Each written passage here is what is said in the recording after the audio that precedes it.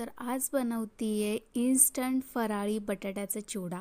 तर आता फराळसाठी हा आपण इन्स्टंट बनवू शकतो। त्यासाठी चांगले कडक असे बटाटे घ्यायचे। तर मी 2 खिसण्यांनी दाखवलेलं स्लाइस कसे हवेत, खूप जाड पण नको आहेत आणि खूप पातळ नको आहेत। तर पहिल्या खिसणीने माझे पातळ होत होते, त्यामुळे जाड घेतले। आता जाड नसेल तर असे हाताने पण काप करू शकता। त्यानंतर सगळी लेवल लावली बटाट्यांची आणि मोठे मोठे कापून घेतले। जर तशी किसणी तुमच्याकडे असेल तर तुम्ही डायरेक्ट त्यानेही करू शकता, पण माझ्याकडे नव्हते त्यामुळे मला करावं लागलं। त्यामुळे खूप सारे असे स्लाइस असे छोटे मोठे झाले, कारण वेगवेगळ्या प्रकारचे स्लाइसेस कापलेले होते मी त्यामुळे।